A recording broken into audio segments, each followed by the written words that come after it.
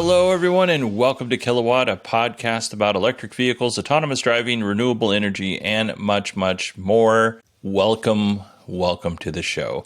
Now, I'm going to let you in on a little bit of inside baseball. Normally, when I do this show, it takes me about an hour to record a 20-minute episode. However, today, I don't have that much time. I have about 45 minutes to record. So I'm going to try to get this done in as few takes as possible. So there might be some mistakes that I let slip by.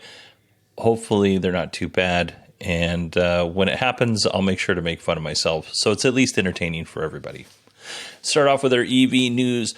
Goldman Sachs predicts a 40% EV battery price drop by 2025.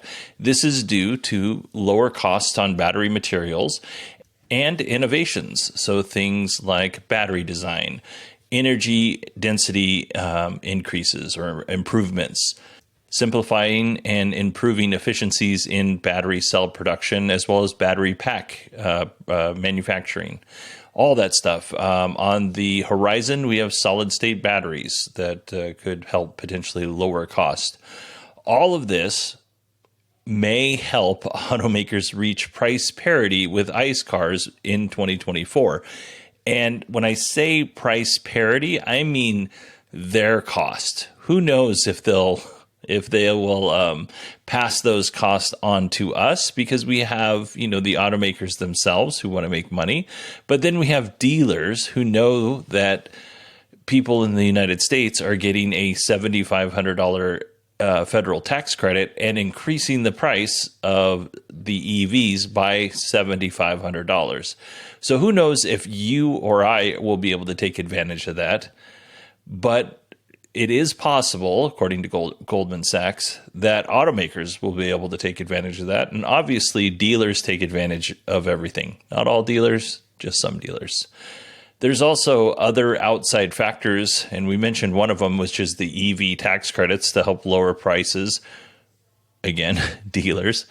And then there's European countries and their EV mandates. That's also helping drive those costs down. We'll see if this actually happens. I'm not holding my breath, but there is some good news already in 2024. New EV prices have decreased on average of $2,000 in February, according to Inside EVs. Battery cell company CATL and EV maker NIO are partnering up to extend the lifespan of EV batteries. I did not know this. Did you know that 20 million EV battery packs will reach end of warranty, not end of life, but end of warranty between 2025 and 2032, which leads me to NIO and CATL's goals, which is to create a battery that can be warranted and will last at least 15 years.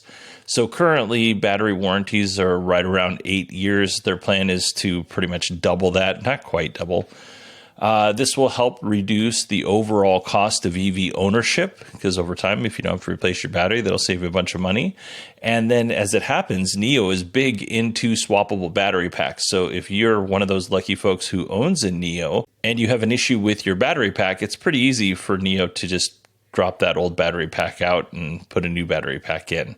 So that's pretty cool. Love to see companies working on stuff like this. Whether that we'll see that here in the US, who knows, but it's still cool that it's happening out there. I'm sure somebody will do it here in the US. Let's talk about Rivian. Rivian owners can now access the Tesla Supercharger network, which is about 15,000 stalls across North America. Obviously, in order to do this, you're going to need a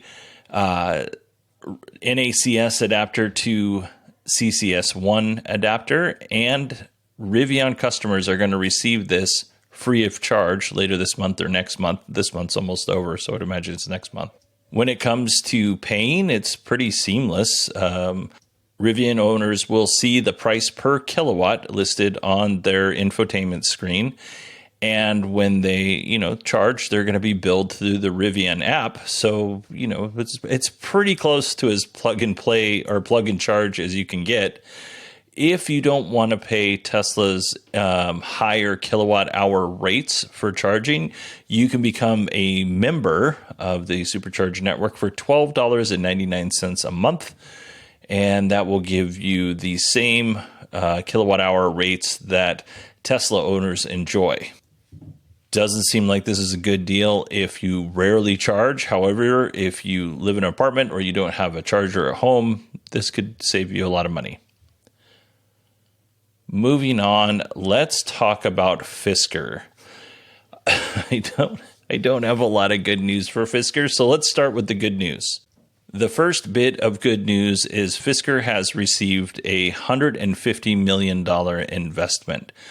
And in the article, it said that this was actually not an investment. It was a financial commitment from an existing investor. So I'm sure that this is, guaranteed. If they said we're going to give you the $150 million, I'm sure they're going to give it to them. However, it was listed in the article as a financial commitment. So that's the first bit of good news, a little bit of a lifeline for Fisker. And I don't remember if we talked about this last time we covered news, but Fisker's about ready to go broke. I'm pretty sure we've already talked about this. They are in serious trouble. So here's the second bit of good news. The Fisker Ocean 1 has been awarded the IF Design Award 2024 for the best EV in the SUV category. Apparently, this award is very prestigious, apart from the fact that I have a hard time pronouncing the title of the award. It's very prestigious. It's judged by 132 independent design experts, and they gave it. They gave it an award. They gave it a prestigious award, the IF Award 2024 for Best EV in the SUV category. That's how it was written in the article. It doesn't roll off the tongue, I'm going to be honest. Now for the not so good news when it comes to Fisker. Consumer Reports bought and reviewed a Fisker Ocean. If you don't know anything about Consumer Reports, they're here in the U.S. and their whole job is to review things, and they buy everything that they review. They don't take anything for free. They don't get a review unit or anything like that. They actually purchase it. So Consumer Reports called it unfinished and referred to it as lost at sea. Now, some of the issues that they had with it are just repeating some of Marques Brownlee's points and concerns. So I'm not going to go through that again because we talked about that, I'm pretty sure, on our last news episode. But yeah, this isn't great for Fisker. Like the last couple of weeks, I'm sure, for the Fisker team has been very topsy-turvy when it comes to emotions. Lots of not quite highs, but lots of very low lows. Like there's just a lot going on with that company. And I really genuinely do hope they figure it out. I have no hate for Fisker, and I want to see them succeed. Because I do think they're building a good car. They just need to catch up on some other things. So let's talk about some of that stuff. As I mentioned, Fisker is very close to bankruptcy. They're hanging on by a thread. They got this $150 million commitment. As it stands right now, Fisker has paused production for the next 6 weeks. They currently have 4,700 cars in inventory. So that's 4,700 cars just sitting in a parking lot somewhere waiting to be delivered, completely built. Just in 2024, Fisker has built 1,000 Fisker Oceans. So how many have they delivered? Well, they've delivered around 1,300 in total in 2024. And I don't know if that's because of their delivery network. It's not so great. It's taken them a very long time to get these cars out. Or if people are canceling orders because they see what's going on with the company and they're like, ooh, hold on just a second. I don't want to spend this much money on a vehicle and then the company go away. I don't think the company's going away, by the way. But I do understand that concern. So I totally get it. You may be asking yourself at this point, what's next for Fisker? And I'm going to tell you I don't know. I have no idea. $150 million in terms of my life is incredibly life-changing. $150 million when you're building vehicles, not so much. My ultimate hope is that Fisker is able to right the ship and they become very successful. That is my hope for the company. But if that doesn't happen, I see two things happening. I don't see them going away completely. One is another company will come in and buy them. Right now, Fisker's share is about, I don't know, the last time I checked, it was like 17 cents a share, something like that. So it'd be very cheap for a company like GM or Nissan or any of these other companies, Honda, to just come in and buy Fisker. It would almost be a rounding error for them. The other thing that could happen is Fisker could sell off their intellectual property, and then, you know, they just, those pieces of intellectual property either go to somebody's, you know, patent portfolio that they never use, or somebody implements it and that technology is used in some car and you'll never know about it. I really hope those aren't the options. I do genuinely want Fisker to succeed in this case. And I think there's enough promise in the Ocean in some of the other vehicles that they announced, but there's enough promise in the Ocean that another automaker will see that and be like, you know what, we could take this and we can make it better. And it's like 98% done. We can finish the other 2% and put this out. What do you think? Send me an email. It's Bodie, BODIE at 918digital.com. Tell me your thoughts on this. Okie doke. We got one more story in our EV news segment, and this comes from Bruce. If you remember, a couple weeks ago, Bruce was on the show and he talked about blended braking in episode 466. He was also in episode 283 talking about his Kia Niro EV. So I'll put links in the show notes if you're interested in those. Anyway, Bruce sent this article. Researchers at the Oak Ridge National Laboratory in Tennessee have developed some really cool electric vehicle wireless charging technology.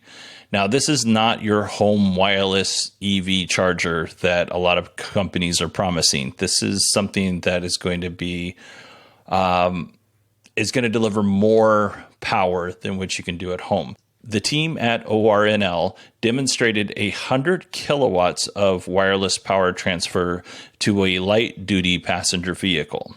So this system that they have uses polyphase electromagnetic coupling coils with rotating magnetic fields. If you know what that means, you know. If you don't, you're me, because I don't know what that means. Anyway, they were able to charge a modified Hyundai Kona EV with 5 inches between the polyphase electromagnetic coupling coils with rotating magnetic fields and the Hyundai Kona EV. So they just parked over this device. There was about 5 inches between them, and they were able to charge. Now, when I started reading this article, I was like, oh, this is great, but what's the efficiency? Like, the efficiency's got to be terrible, around 70% or something like that. Well, that's not the case. The efficiency was right around 96% on this. So pretty good, if you ask me. Again, it's unlikely that they're going to use this technology for in the residential setting. This is probably going to be used for companies or government agencies that have a whole fleet of EVs. This is very simple. You just park it in the parking lot and charge away. Or it's going to be used in retail spaces, movie theaters, restaurants, that kind of thing. Shopping centers, parking garages would be another good option. So overall, pretty cool technology. Thanks, Bruce, for letting us know. All right, that is our EV news. So before we go on to our Tesla news segment, I would like to let you know this podcast is supported by ads and by patrons. If you would like to support the show and not have ads in your feed, go to patreon.com/kilowatt or supportkilowatt.com and support the show. For as little as $1 a month, you can have the ads completely removed. All right, that was our totally painless and quick Patreon plug. Let's move on to our Tesla news.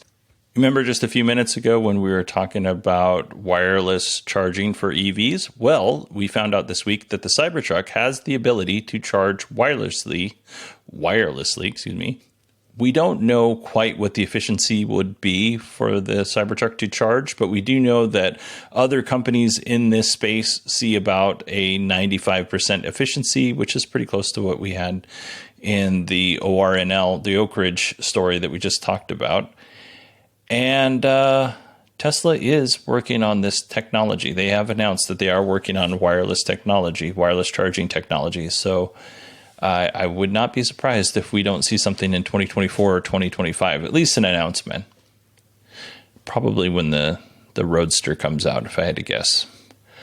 Let's move on. We're still talking about Cybertruck. Tesla launched a Cybertruck-inspired hammer. It is called CyberHammer. They're going to make about 800 total, and it's available through the referral program. I don't know how many referral points this will cost, but I'm sure it's not. I'm sure it's going to be a lot. Now, Tesla isn't going to release all 800 at a time because people with a ton of points will just buy them all up and then sell them on eBay. So they're going to release them in small batches so more people have an opportunity to get in there and buy it if they want one, which I think is a good way to do it. Moving on, I also think that it would just be good for Tesla to limit people to one unless nobody's buying it, and then they can increase that limit. But that's just me. Moving on. Marques Brownlee mentioned in his video when he was reviewing the Cybertruck, it's a great video, I'll put a link in the show notes, that there was a panel gap between his front door on the driver's side and the B pillar. So when you shut the door, there's a huge gap. And he said it's the worst gap he's ever seen, and he doesn't really pay attention to gaps. Well, and it was really bad in the video. Elon got onto X and said that the issue was not a door fit issue. The issue is that there's a door striker that was not tightened to the correct torque, and it is coming loose basically. So when you close the door, it's hitting that loose door striker, which is what holds your door shut. And Elon said this is a 5-minute fix. There are only about 15 Cybertrucks that are affected, and that should fix Marquez's problem. And hopefully that is the case. I have one more Cybertruck story. Tesla helped a Cybertruck reservation holder with stage 4 cancer get their Cybertruck a little bit early. Now, this is actually against Tesla's policy, and it's not against Tesla's policy on giving, people with cancer their car early. That's not against their policy. They don't give preferential treatment to people. Like if a celebrity ordered a Cybertruck and they were one of the last people to order one, they're not jumping the line just because they're a celebrity. That's what that means, not the cancer part. But this isn't the first time that Tesla's done something like this. I can think of one other time, and I think it happened with the Model 3. It might have been the Y, but I'm pretty sure it was the Model 3 right as they were going through production hell. So I'm glad that Tesla broke their own rule, because the owner of this truck, he has received his truck.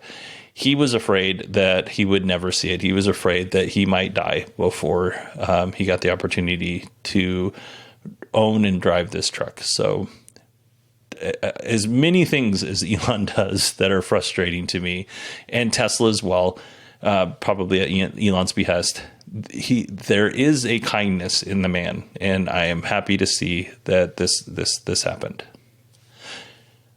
Our next story comes from a recommendation from Pat. So Pat, thank you very much for this. Elon confirmed on X that Tesla will add support for the Apple Watch in future updates. So X user Danny_L831 included Elon in a post that she made where she got locked out of her car because her phone died. She then went on to X and asked Elon, hey, would you allow the Apple Watch or some other smartwatch to unlock and allow the vehicle to be operated from the watch instead of the phone? And Elon replied, sure. So there you go. That's going to happen someday. I don't know when. Maybe it was already in progress, or maybe Elon just decided it was going to happen right then. I have no idea. Let's see. Tesla is telling everyone that goes to their website that the Model Y trims will increase by $1,000 on April 1st, which is the first day of Q2 2024. And you know what the day before that is? The last day of Q1 2024, where Tesla wants to sell a bunch of cars. This is the weirdest incentive that Tesla has offered. Usually it's customary to offer like free supercharger miles or, 3 months of full self-driving or whatever it is, not hanging over this price cut or this price increase that's going to happen in the second quarter of 2024. But yeah, so if you're out there, and I know at least one of our listeners in northern Arizona or central Arizona is looking at getting a Model Y, you have a few more weeks or a few more days before it goes up by $1,000. Good luck. And I'm excited to see what you think. All right. Let's see. There are new improvements coming to Summon and Auto Park, according to Elon. So people like me who just have the regular autopilot, we don't have access to Summon or Auto Park. But here are some of the things that are kind of cool about this. First of all, Auto Park will now be known as Banish. So you get out of your car and you banish it to its parking spot. That's kind of cool. Summon will get an update in improved accuracy and confidence when it's navigating parking lots. So you can actually stand at theoretically, you can stand at the front door of the grocery store and summon your car and it will back out of the parking spot and drive to you and not hit anybody. It drives very slow. And if somebody steps in front of it or even kind of in front of it, it stops. And as far as I can tell, the feature doesn't work very good. I have had very limited experience with it. However, when I was driving my oldest, her car, she is a Tesla Model 3 with full self-driving. I was at Safeway and I went inside, got my groceries, came out, and somebody had parked so close to her car. I was driving. Somebody had parked so close to her car that I couldn't get in. And the other person who parked that close to her car was actually a Tesla owner. Like there was no room whatsoever for me to slip into the Model 3. And I was very upset about this because I was like, this is very rude. This is not a busy Safeway. There's lots of parking. You could have parked literally anywhere if it was that tight for you. I checked their side of the car and they had plenty of room to get out. So very annoying. But I remembered, because I had access to Sierra, who's my kid, I had access to her car through my phone, and I used Summon, and it backed out of the parking spot for me, and I was able to get in, and I did not have a confrontation with that Tesla owner. So all in all, a very positive experience. These features should be out sometime in April 2024, but this is Elon. This is Elon when it comes to timelines, so maybe. Let's see. I think we have 2 more stories left. The first one is Pwn to Own. Are you familiar with Pwn to Own? It's a hacker competition, and they do all of these great things. It's not hacker in the black hat sense of hacker. These are white hat hackers, and these hackers hack for good, not for evil. So what happens is these hackers are given an opportunity to hack into something. It could be an Apple, it could be an Android device, it could be a TV, it could be a camera, it could be whatever. In this case, it was a Model 3.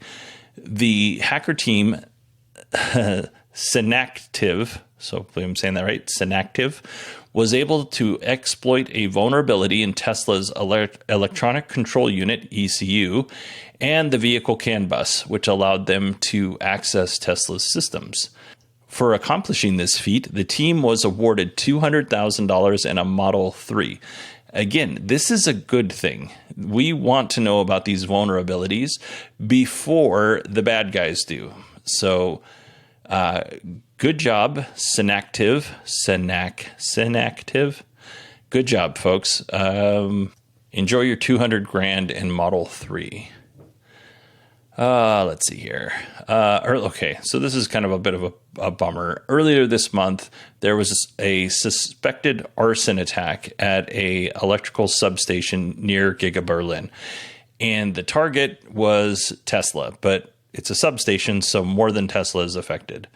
Tesla had to halt production, and a group has claimed responsibility for the act. In Germany and in and around GIgaBerlin, which is around Brandenburg, locals and environmental groups are very concerned because of a lot of things that Tesla's doing. One of them happens to be Tesla wanting to expand GIgaBerlin, which would mean cutting down more trees and clearing more forested areas around GIgaBerlin, which is, in their view, problematic. So I am 100% for protesting, even if I don't think what you're protesting makes any sense. I'm 100% for it. Protest away. I am a big believer in protest. I will support you every single day of the week, even if I don't agree with you, because I think protesting is important. You need to be able to have your voice heard. Arson, on the other hand, here's where I have a little bit of a problem. Not a little bit, a lot. By doing this, one of the people in your group who committed the arson could have been hurt or killed, which is awful. I don't want that to happen to anybody. Somebody that works at that substation, if it was manned, could have been hurt or killed. A first responder could have been hurt or killed.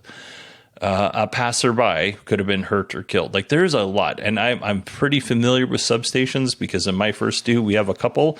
And some of these things, it's no joke. Like, if some of these things are on fire, our protocol is not to go in, period, because somebody could die. These are not, and I don't know the details on this particular substation, but as far as our policies go, these are definitely a no-go until the utility company comes in and says it's safe. We'll just let it burn and try to mitigate what's going on outside of that substation property. But yeah, these are no joke. These are killers. These are widowmakers. These are bad news when they catch on fire. And so my hope is that these folks are all safe, first of all, and second, let's not do this anymore. Let's not do things in protest that could get other people who are not involved in, who are not on your side or Tesla's side killed because you want to make a statement. Like, this is something that you can't come back from. And if somebody would have died in this instance, that group would have been charged with murder, and that's changes your whole life. Now, I don't know how old these people are, but I don't want to see anybody going away for murder. So I'm going to leave you with a story. So I was not on this call, but a few years ago, it's probably 10 years ago, our units got dispatched to a fire with flames 40 feet in the air. They roll out of the station. They're ready to go to work. It's in the middle of the daytime. So flames 40 feet in the air in the middle of the daytime that people can see, that's pretty significant. Usually, you'll see the smoke first and people passing by will catch it early. This is by a very busy road. 40 feet in the air, that means it's working. It is cooking. It is going to town. The units rolled out of the station, headed to the direction of the fire, and they could see nothing. Multiple reports, 40 feet in the air, they're seeing nothing. And they don't have an address for this. This was just passerbys who saw this happen, and then, they're on their cell phones. They're somewhere else now. So the units that responded, I think it was upgraded to a first alarm at the very beginning. So there are tons of units roaming around this area looking for fire with 40-foot flames, and they can't find it. Well, I think it was one of the battalion chiefs had gone behind a warehouse, and they saw like char marks on the building in the shape of a V. And this is how arson investigators work. But there were char marks in the shape of a V. The big part of the V was at the top of the building. The smaller part of the V was pointing to, and this is arson 101, arson investigation 101.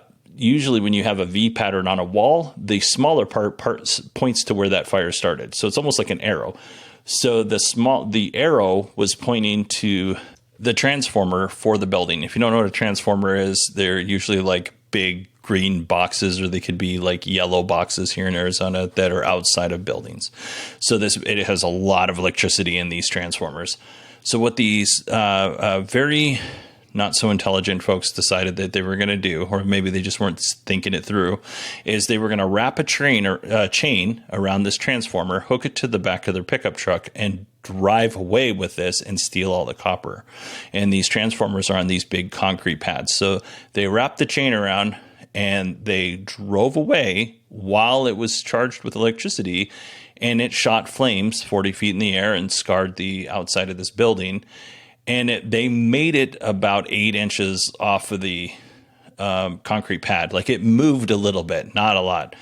And when they arrived, and when I went back to see it a couple of days later for training, what you see is the transformer, the big box, is kind of misplaced on the pad. You see the char marks on the building, and then you see a humongous pile of vomit that was still there a couple of days later from somebody who happened to be standing next to this thing, got hit with this big event, and instantly got sick. And hopefully they didn't get hurt. But this is what I'm trying to illustrate here is this is something you don't want to mess with. This is a lot of people could have gotten hurt that day. Thankfully, it seems like nobody did. And that is actually a positive. I'm sure they learned a lesson, but when you're dealing with these substations, it's what I just explained to you times a million. It's so much more severe than just that instance.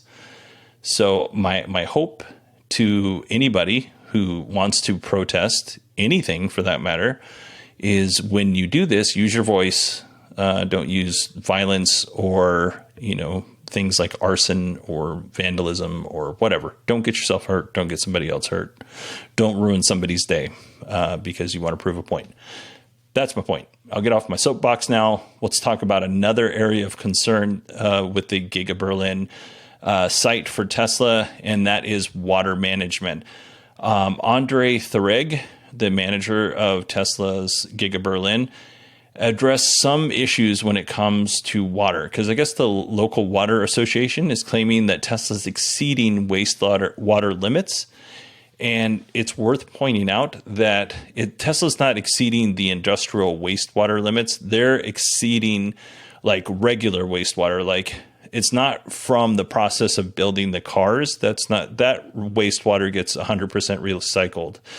What Tesla is exceeding is water that comes from toilets, sinks. I don't know if they have showers, but if they have showers, that kind of wastewater, the kind of stuff that comes, that you have in your home, same thing. So like I said, right now, Tesla recycles 100% of its industrial wastewater. They said, this is kind of ironic, but they did say that once they build out their next expansion, they'll be able to recycle 100% of the regular wastewater in addition to the industrial wastewater. So we'll see how that goes. But I do understand the concern of the local water association, because if Tesla's using so much of this, of their wastewater, and they're going over their limits, this wastewater plant can only handle so much. Like, it's not as if they can just continue sending water in unlimited waves and the wastewater plant can handle it. Like, there are limits, and if that was to continue to happen, upgrades at the plant need to happen. So hopefully that gets worked out between Tesla and this water association. But that's it. That's our show. I didn't think we were going to go 20 minutes. We went 34. So I apologize for going a little bit long. I also apologize for telling a very self-indulgent story. But I want everybody to take this very seriously. All right. If you need to email me, it's Bodie, BODIE at 918digital.com. Thank you, Pat. Thank you, Bruce, for recommending stories this week. I hope you all have a wonderful weekend, and I will talk to you on Tuesday.